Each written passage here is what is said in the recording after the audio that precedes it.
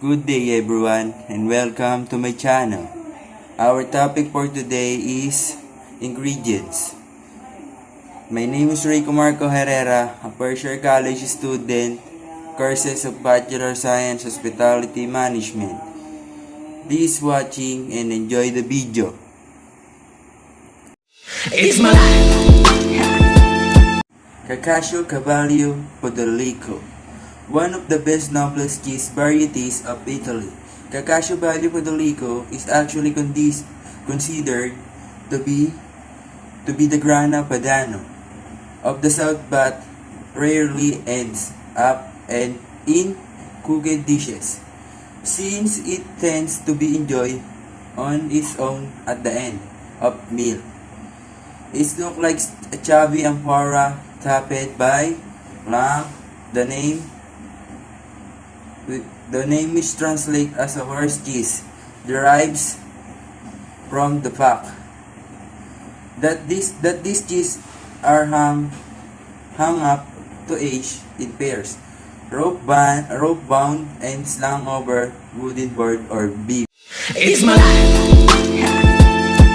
Cinnamon is a spice obtained from the inner bark of several tree species from the genus Cinnamon. Cinnamon is used mainly aromatic condiments and flavoring additive in a wide variety of cuisines, sweet and savory dishes, breakfast, cereals, snack food, tea, and traditional goods. The aroma and flavor of cinnamon derive from its essential oil and principal component, cinnamaldehyde, as well as the numerous other constituents including It's my life. maple syrup. Maple syrup is made by concentrating the slightly sweet sap of the sugar. Maple tree the basic needed for making maple syrup.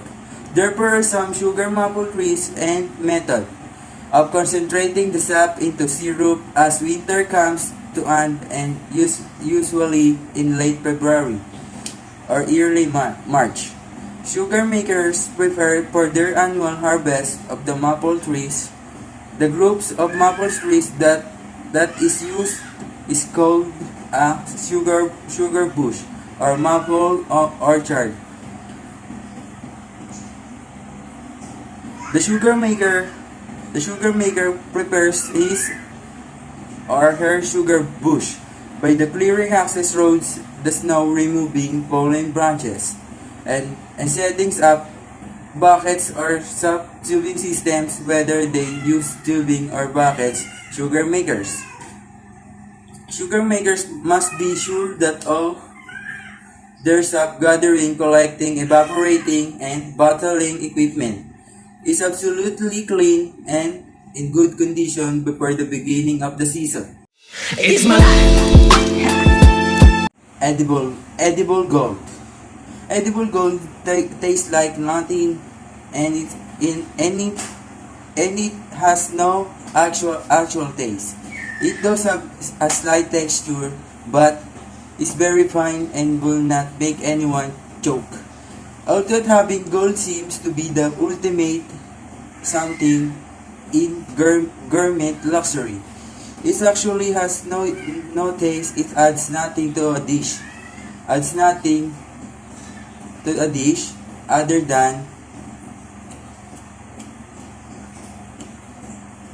Other than lots of glitter. All edible noble metals are largely tasteless. However, edible gold surely adds to aesthetic appeal. It makes the customer enjoy their meal snacks that's luxurious and rare. It's my life. Wagyu is the only way to consistently produce this exceptional quality meat is to practice the highest, most meticulous forms of cattle raising. Over the period of decades, expert Japanese farmers have honed their cultivation techniques to ensure that their cows develop. Evenly marble fat deposits in do not build tends to meat. Luckily for the castle, this often means a bit of extra pampering and very very little exerted effort. It's my life. Iberico pork. Iberico pork the Iberico pork, the minute you get the taste of Iberico pork, you know that you are onto something special. This premium grade top tier meats. Distinct flavor and tenderness is like no other, and it's yet to be the most unforgettable culinary adventure. You likely have the marble pattern that you can see in this red meat indicate juiciness with the right flavor and It's my life. Uberry King melon. Uberry King melon was a such fruit is the Uberry King melon, which is a hybrid of two cantaloupe species. As which a many luxuries food and beverage items like champagne, bourbon, or coffee beef, Uberry King melons can only grow in the certain region of Hokkaido. Prefecture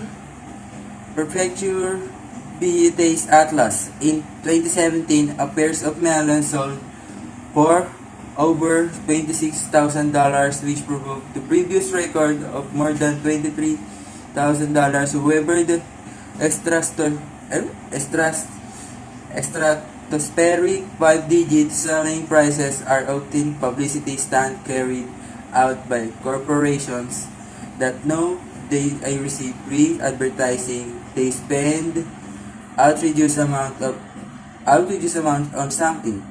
It's my life. Madagascar vanilla beans. There are so many recipes that can be created with vanilla. Vanilla beans desserts such as a vanilla beans, ice cream, brulee, cupcakes, or cookies can be created with these magical beans. Homemade vanilla extract or kalwa is also a very popular gift and can be made using a simple vodka infusion method. Bonus points for using the spent vanilla beans after the extract making process for creating vanilla sugar. It's my life. Ribeye. This is highly desired cut of meat. The serve stop building due to its full flavor and soft texture. The generous amount of marbling fat running through the meat makes for the rich taste and juicy finish. Because this area of the cow gets little exercise, the muscle is used much, and therefore the meat is nice and tender. Ribeye is often a decent size, filling up the plate, making for an impressive steak dinner. It's my life. White truffle mushroom. White truffle mushroom have been treasured for centuries, and today these fungi are one of the most expensive foods you can buy. 1 pound of truffles can cost as much as $450, unlike mushrooms, which grow above the ground. Truffles grow on tree roots 5 to 10 centimeters under the earth.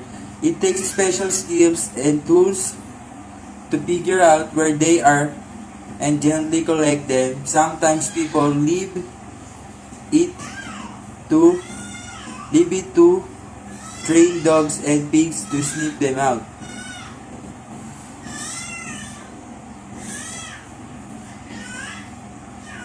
Truffles look very different from mushroom.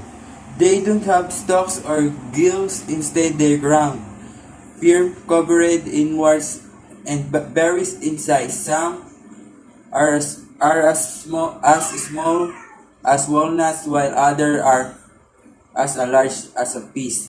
It's my life. Molasses.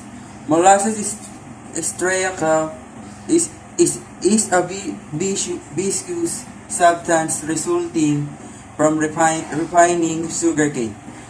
Sugarcane or beets into sugar. Molasses varies by the amount of sugar, method of extraction, and age of plant.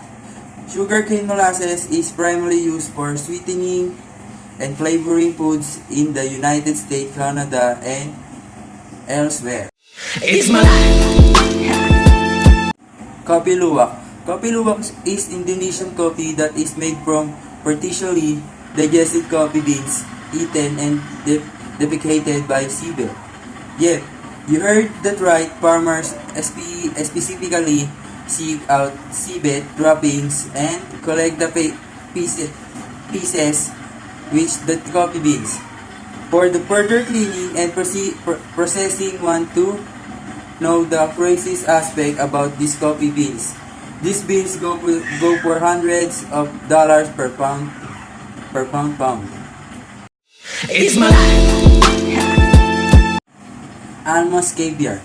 Due to the depletion of wild sturgeon population, most caviar today is farm caviar raised and harvested in aquaculture farms.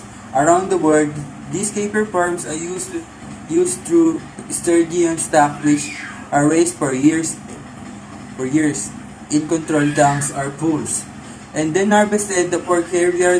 Different types of rice, etc., and sebruga are the most popular choice for caviar aquaculture. The result of caviar that's viable and sustainable, which very multicultural player top-notch caviar farms around the world can be found in Italy, like Israel, France, and US, and even Uruguay, as long as the sturgeon stocks are identical and the water pristine, you can find incredibly high-quality farm caviar. It's my life. Belly is a pork dish in several regions of the world. Lechon is a Spanish word referring to a roasted baby piglet, which was still fed by suckling its mother's milk, sucking pig. Lechon is a popular food in the Philippines for a special occasion. It usually serves as a whole pig. In this recipe, we will be making a lechon belly roasted pork belly, where it is a small version of lechon that you can enjoy at home. Which the use of a fryer, you can cook the lechon in much quicker time.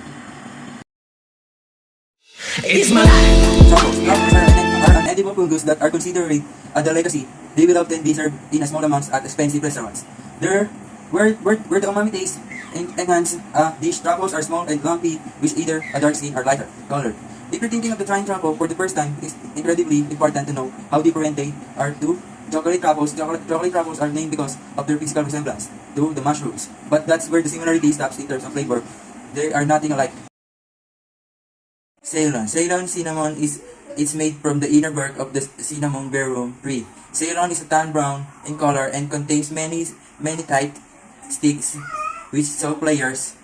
These features provide a highly desirable quality and textures. Ceylon cinnamon is less common and has long been prized as a cooking spice.